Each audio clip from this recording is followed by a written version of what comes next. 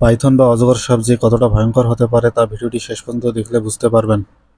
এরা অলস প্রকৃতির হলেও এতটাই ভয়ঙ্কর যে এরা একটি আস্ত গরু, হরিণ, এমনকি মানুষকেও গিলে খেতে পারে।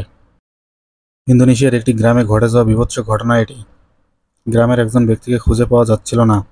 গ্রামের সবাই খোঁজাখুঁজির পর গ্রামের পাশে জঙ্গলে একটি অজগরকে কিছু একটা খেয়ে শুয়ে থাকতে দেখে। সবার সন্দেহ হয় এবং তারা অজগরটিকে ধরে লোকালয়ে নিয়ে আসার চেষ্টা করে। অজগরটি এত ভারী ছিল যে তাকে তুলতে সবার কষ্ট হচ্ছিল। সবাই মিলে ধরে অজগরটিকে তুলে কিছু দূর নিয়ে আসে। একজন ব্যক্তি অজগরটির পেটে হাত দিয়ে অনুভব করার চেষ্টা করে ভিতরে কি আছে। তাদের সন্দেহ আরও তীব্র হয়।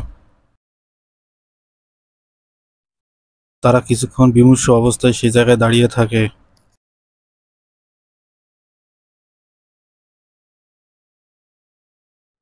গ্রামবাসীরা আবার অজগরটিকে তুলে নিয়ে লোকালয়ে আসার চেষ্টা করে।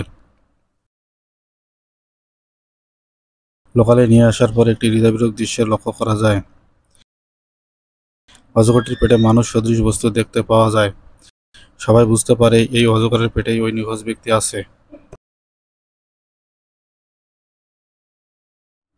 সবাই অবাক হয়ে যায়।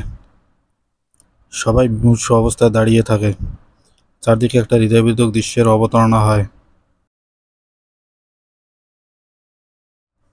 ওই ব্যক্তির আত্মীয় স্বজন কান্নায় ভেঙে পড়ে। সবাই তাকে সান্ত্বনা দেওয়ার চেষ্টা করে।